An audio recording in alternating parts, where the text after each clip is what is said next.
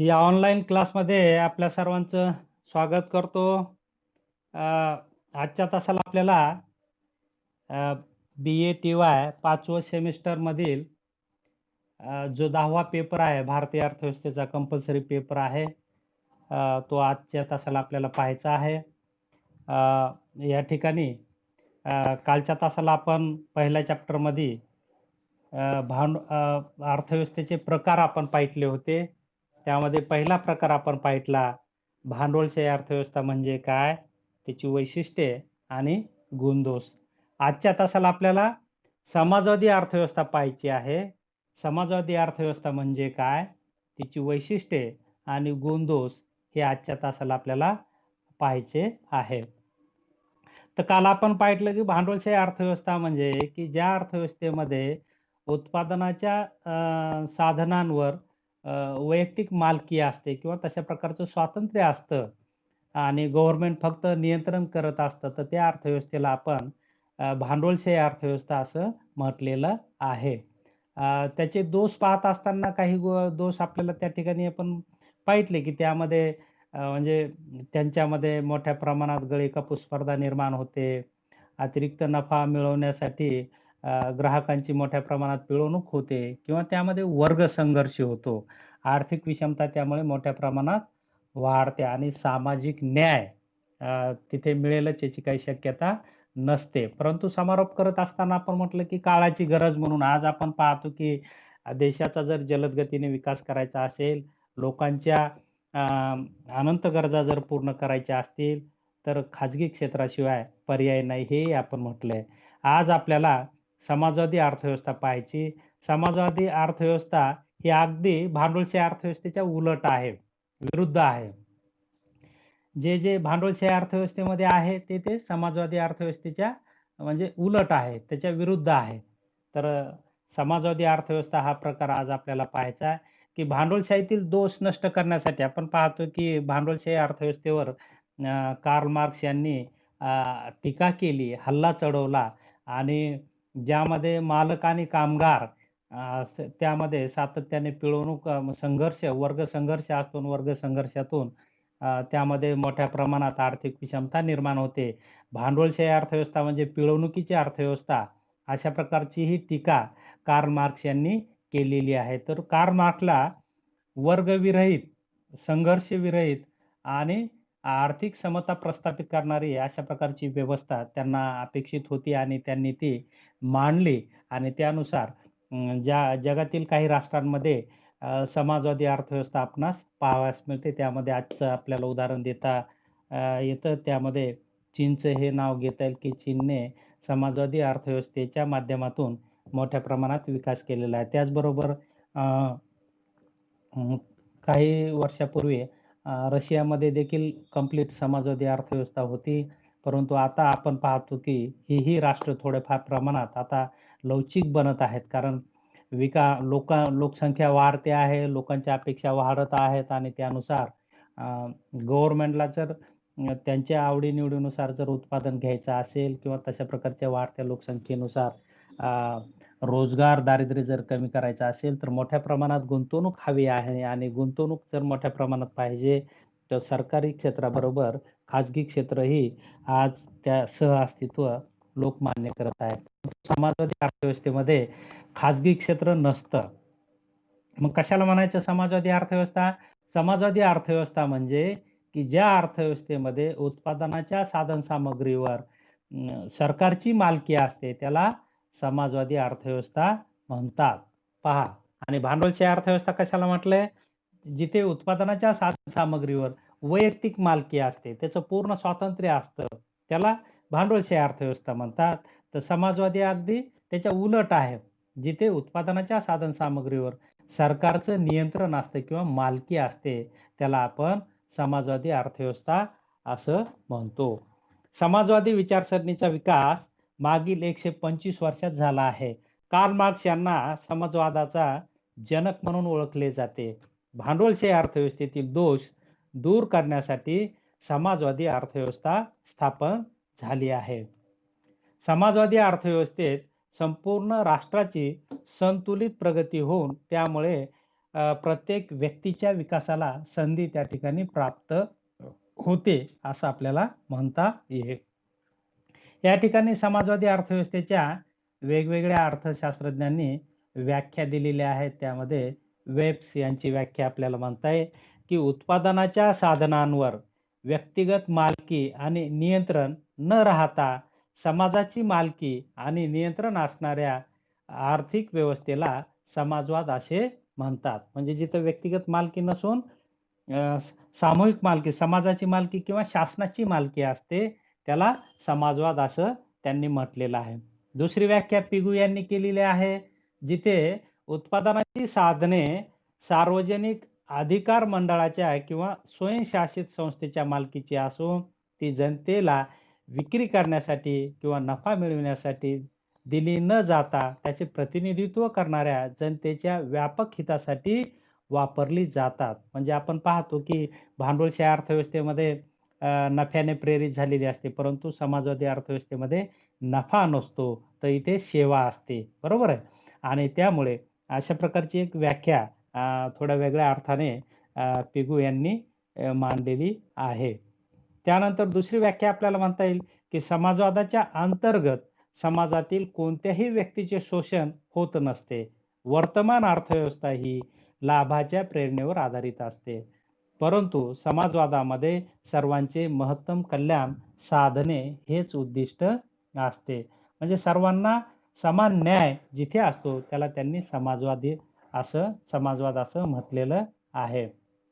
थोडक्यात आपल्याला समाजवादी अर्थव्यवस्था म्हणजे ज्या अर्थव्यवस्थेत उत्पादनाच्या साधनांची मालकी आणि नियंत्रण समाजाचे असते आणि त्याचा उपयोग समाजाचे प्रतिनिधित्व करणाऱ्या संस्थेद्वारे म्हणजे सरकारद्वारे समाजाच्या व्यापक कल्याणासाठी केला जातो, त्या अर्थव्यवस्थेला समाजवादी अर्थव्यवस्था म्हटलं जातं.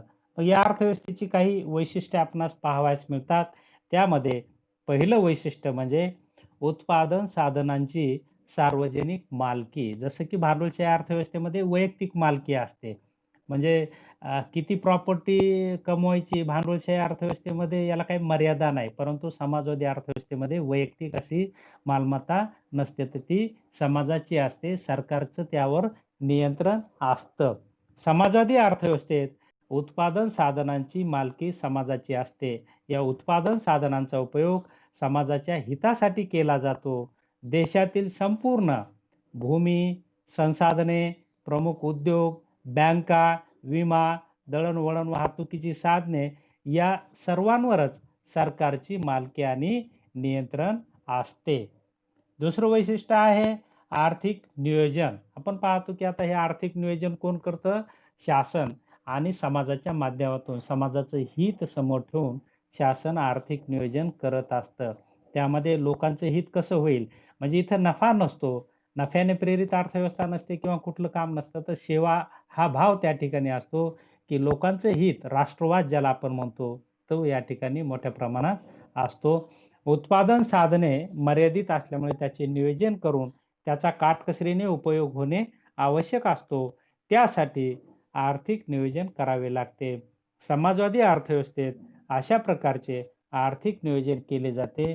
कोणत्या वस्तूचे उत्पादन करावयाचे, किती करावयाचे, कोठे करावयाचे आणि त्याचे वितरण कसे करावयाचे या संदर्भात संपूर्ण आर्थिक नियोजन हे समाजवादी अर्थव्यवस्थेत केल्या जातं आणि ते लोकांचं हित समोर ठेवून केलं जातं.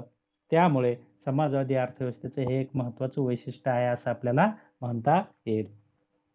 त्यानंतर तिसरं वैशिष्ट्य आहे की सर्वांना समान संधी. म्हणजे समाजवादी अर्थव्यवस्थेमध्ये कुठलाही भेद नसतो. जसं की आपण पाहतो भांडवलशाहीमध्ये गरीब श्रीमंत, मालक मजूर किंवा इतर काही भेद असलेले आपल्याला दिसून येतात. परंतु समाजवादी अर्थव्यवस्थेमध्ये सर्वांना समान पाहिलं जातं, सर्वांना समान संधी दिल्या जाते. हे खास वैशिष्ट्य या अर्थव्यवस्थेचं असलेलं आपल्याला दिसून येतं, की ज्यामध्ये जाती, धर्म, पंथ, वंश इत्यादी बाबी विचारात न घेता सर्व व्यक्तींना विकासाची समान संधी या अर्थव्यवस्थेमध्ये उपलब्ध करून दिल्या जाते आणि त्यामुळे सर्वांना समान संधी दिल्यामुळे सर्वांच्याच ज्या क्षमता असतात त्या विकसित होण्यामध्ये म्हणजे त्यांना संधी प्राप्त होते आणि त्यानुसार व्यक्तिविकास मोठ्या प्रमाणात घडून आलेला आपल्याला दिसून येतो.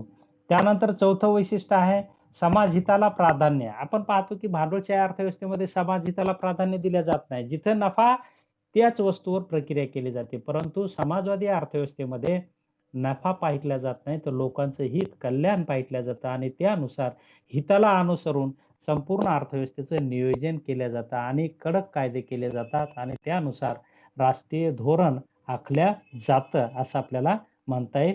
समाजवादी अर्थव्यवस्थेचा मुख्य उद्देश समाज कल्याण हा असतो. त्या तुलनेत वैयक्तिक हित गौण मानले जाते.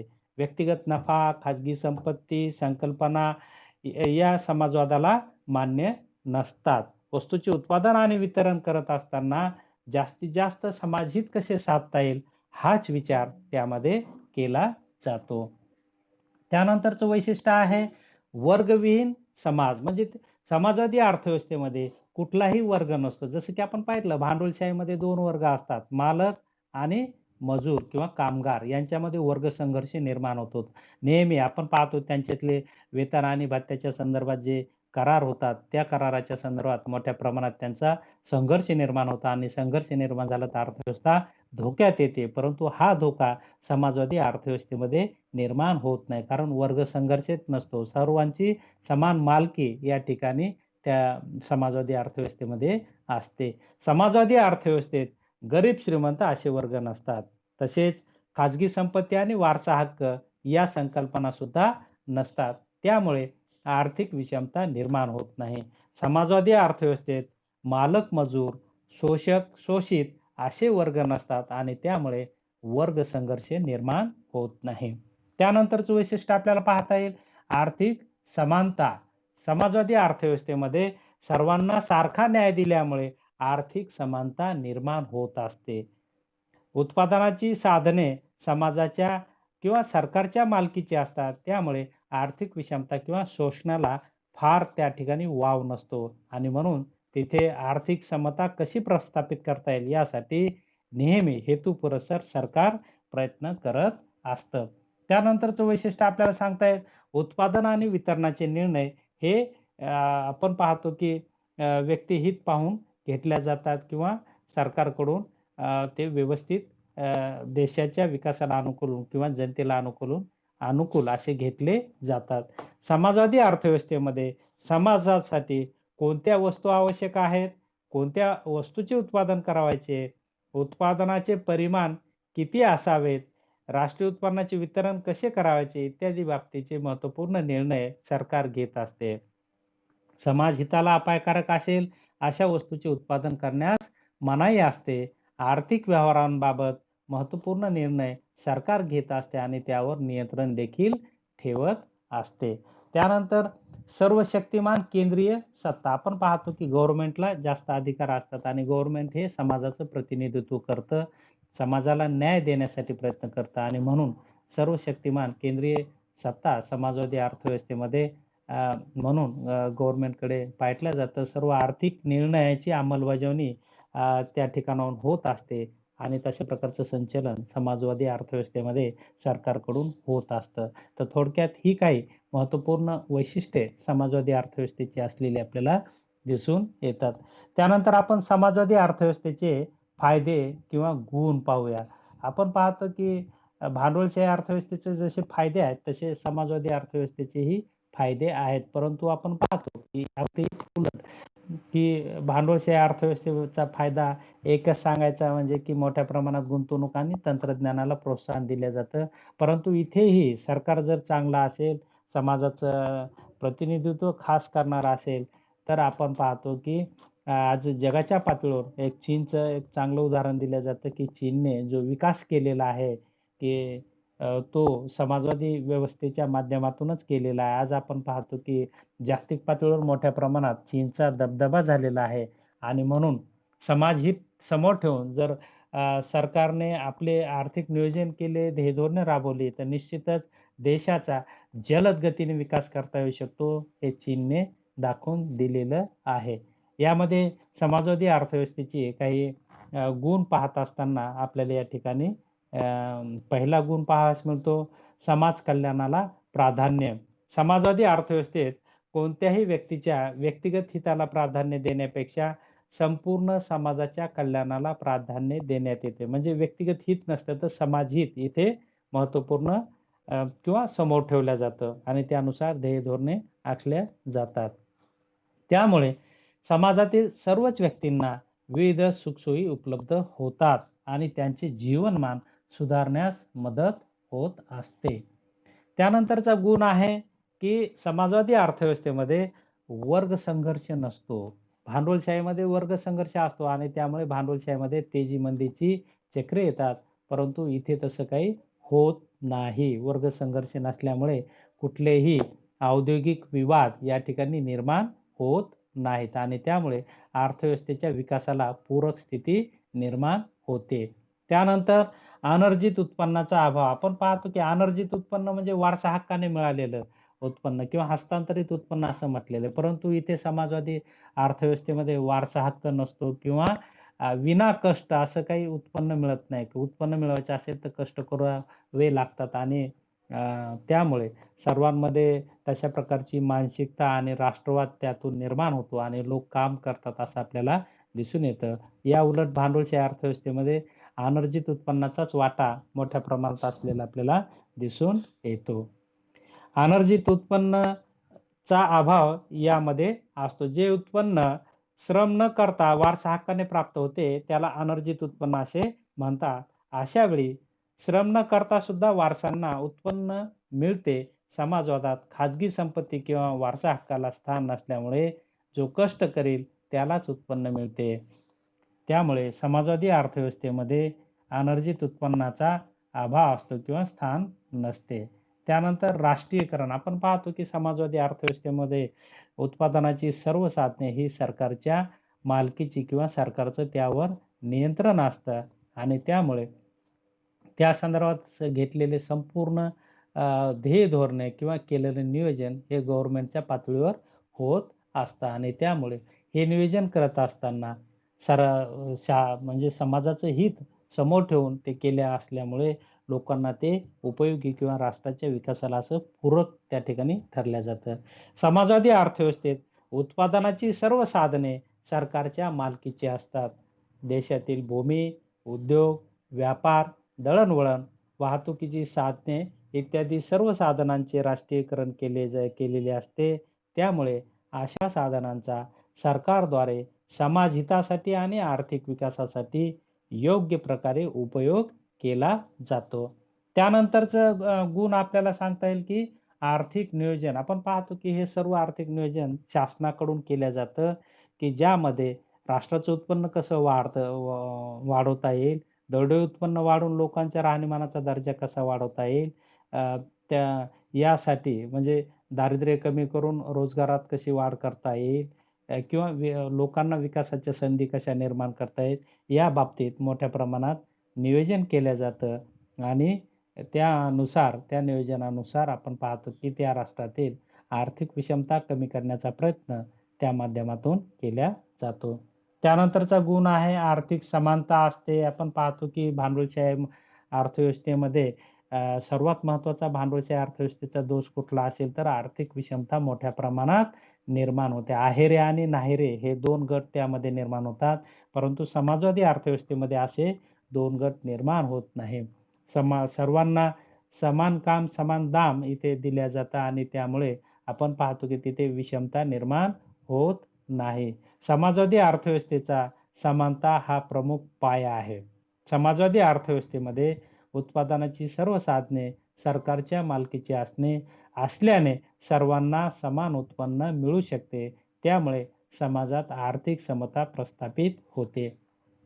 त्यानंतर आपल्याला सांगता येईल व्यापक कार्यभार असतो. त्यानंतर समाजीकरण केले जाते. म्हणजे नफ्याचे समाजीकरण केले जाते. आपण पाहतो की जो शासनाला नफा मिळतो तो पुन्हा त्यामध्ये तो नफा समाजावरच खर्च केला जात असल्यामुळे, लोकांवर खर्च केला जात असल्यामुळे किंवा त्या नफ्यावर सर्व समाजाची मालकी असल्यामुळे आपण पाहतो की त्या नफ्याचा लाभ समाजाला किंवा राष्ट्राच्या विकासासाठीच केला जातो किंवा समाजाच्या कल्याणात वाढ घडवून आणण्यासाठी केला जातो. त्यानंतर व्यक्ती आणि समाजाच्या विकासाला प्राधान्य दिले जातं. आपण पाहतो की संपूर्ण न्याय व्यवस्था न्याय देण्यासाठीच लोकांना न्याय देण्यासाठी समाजवादी अर्थव्यवस्थेमध्ये प्रयत्न केले जातात किंवा त्या अनुषंगाने सर्व देशाची धोरणे आखली जातात आणि म्हणून समाजाचं व्यापक हित समोर ठेवून समाजवादी अर्थव्यवस्थेमध्ये धोरणे आखली जातात. म्हणून व्यक्तिहित आणि समाज हिताला पूरक अशा प्रकारची ही व्यवस्था असते असं आपल्याला म्हणता येईल. तर अशा प्रकारे काही गुण पाहिल्याच्या नंतर या व्यवस्थेचे दोषही आपल्याला काही पाहायला मिळतात. त्यामध्ये पहिला दोष आहे व्यक्ती स्वातंत्र्याचा अभाव. पहा, भांडवलशाही आणि समाजवादी अर्थव्यवस्थेची आपण जर तुलना केली तर आपण पाहतो भांडवलशाहीमध्ये व्यक्ती स्वातंत्र्य असतं. कोणता व्यवहार करायचा, कोणता उद्योग स्थापन करायचा किंवा कोणती वस्तू खरेदी करायची याचं पूर्ण स्वातंत्र्य त्यांना असतं. परंतु समाजवादी अर्थव्यवस्थेमध्ये यामध्ये थोड्या मर्यादा आलेल्या आपल्याला दिसून येतात, की समाजवादी अर्थव्यवस्थेत उत्पादनाच्या साधनांवर सरकारची मालकी असते. त्यामुळे व्यक्ती स्वातंत्र्य संपते. व्यक्तिगत संपत्ती मिळवणे, खरेदी विक्री करणे, नफा कमविणे इत्यादी बाबतीत व्यक्तीला स्वातंत्र्य नसते.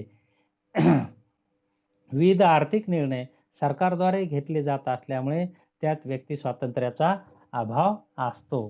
त्यानंतर दुसरा दोष आहे प्रेरणेचा अभाव. जसं की आपण पाहतो की भांडवलशाहीमध्ये प्रेरणा मिळते. कोणती प्रेरणा? नफ्याची प्रेरणा असते, की लोकांना 4 पैसे मिळायला लागल्यावर लोक कामं करतात आणि त्यासाठी कष्टही घ्यायला तयार होतात. परंतु इथे तशा प्रकारची प्रेरणा निर्माण होत नाही. तो अभाव असतो. समाजवादी अर्थव्यवस्थेत उत्पादन आणि वितरण या बाबी व्यक्तिगत लाभाच्या हेतूने केल्या जात नाहीत. खाजगी नफ्याचे उच्चाटन झालेले असते. त्यामुळे उत्पादनात प्रेरणेचा अभाव असतो. त्याचा एकूणच उत्पादकतेवर आणि गुणवत्तेवर विपरीत परिणाम होत असतो. त्यानंतर ग्राहकांकडे दुर्लक्ष. आपण पाहतो की भांडवलशाही अर्थव्यवस्थेमध्ये ग्राहक हा सार्वभौम असतो आणि त्याच्या आवडीनिवडीनुसार उत्पादन केले जाते. परंतु समाजवादी अर्थव्यवस्थेमध्ये अशा प्रकारची स्थिती नसते. ग्राहकांच्या आवडीनिवडीकडे दुर्लक्ष केल्या जाते आणि शासनाच्या ध्येयधोरणानुसार उत्पादन आणि वितरण आणि उपभोगासंबंधी निर्णय घेतले जात असल्यामुळे हा एक दोष यामध्ये दिसून येतो. त्यानंतरचा दोष आहे सरकारी एकाधिकार. सरकारची मक्तेदारी त्या ठिकाणी असते असे आपल्याला म्हणता येईल. त्यानंतरचा दोष आहे उत्पादन घटकांचे अशास्त्रीय वितरण त्यामध्ये झालेले असते. त्यानंतर नोकरशाही आणि दप्तर दिरंगाई हाही दोष या व्यवस्थेमध्ये असलेला आपल्याला दिसून येतो, की सर्व निर्णय शासनाच्या पातळीवर होत असल्यामुळे त्यामध्ये निर्णय घेण्यास जर उशीर झाला तर लोकांचं नुकसान होऊ शकतं आणि उत्पादन, वितरण आणि उपभोगावर परिणाम झालेला आपल्याला दिसून येतो. त्यानंतर देशात हुकुमशाही निर्माण होण्याची भीती असू शकते. भीती निर्माण होते असं आपल्याला म्हणता येईल.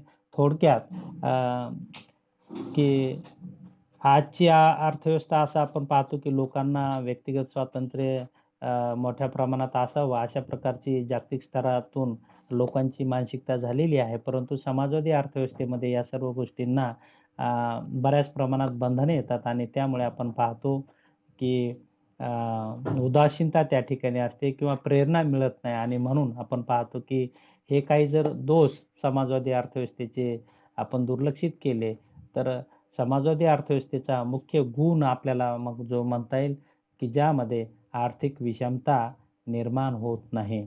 आणि आपण पाहतो की काही राष्ट्रांमध्ये आर्थिक विषमतेमुळे अनेक आर्थिक समस्या निर्माण झालेल्या आहेत किंवा सामाजिक समस्या निर्माण झालेल्या आहेत आणि त्यामुळे त्यामध्ये देशाची एनर्जी खूप वेस्ट होते आणि म्हणून आर्थिक समता प्रस्थापित करण्यासाठी समाजवादी अर्थव्यवस्था ही उपयुक्त ठरते असं आपल्याला म्हणता येईल. या तासाला आपण सर्वजण उपस्थित झालात आणि शांततेने ऐकून घेतलं त्याबद्दल आपले सर्वांचे आभार व्यक्त करतो आणि या ठिकाणी थांबतो. धन्यवाद.